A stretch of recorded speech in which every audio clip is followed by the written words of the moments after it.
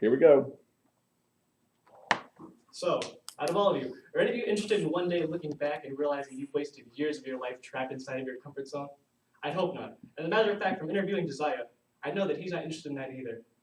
See, Josiah's experiences, one in particular, has given him an attitude that makes him want to live life fully every single day.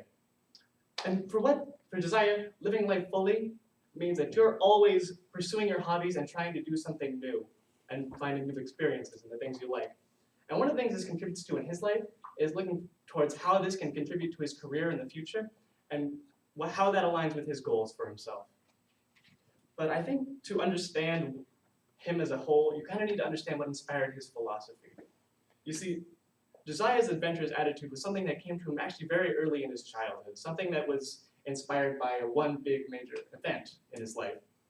And for context, he's from a military family in Topanga, so he's very local to this place. And it's a beautiful outdoor space. His family, a military family, does a lot of outdoors activities together. So often they'll do things like they'll go hiking or they'll camp together. And on one of his family trips, his entire family was nearly struck by a bolt of lightning. And they were only very narrowly saved by a piece of gear that they had just coincidentally up while they were setting up their camp. And that redirected the bolt of lightning away from them, saving them from being struck by lightning. See, that experience made him realize the fragility of life and how important it is to live every day to the absolute fullest. And for Josiah, living fully means a commitment to his hobbies and to making new opportunities for himself every day.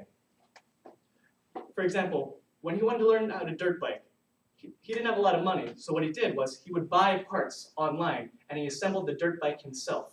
When he wanted to learn to surf, he befriended a professional surfer and got gear from him, and he also taught him how to surf. With a friend who has a father who's involved in international business, he started a company involved in selling wholesaling products from China to the US and is making money on the side that way. You see, Josiah hasn't allowed his dreams in any way to be limited by his circumstances and is always built to do better for himself. In fact, one of the ways he's doing that is how he's paying for college. See, he's doing the ROTC program for the Air Force. And he's doing that for a scholarship so he can pay off Pepperdine, which is a very expensive school. See,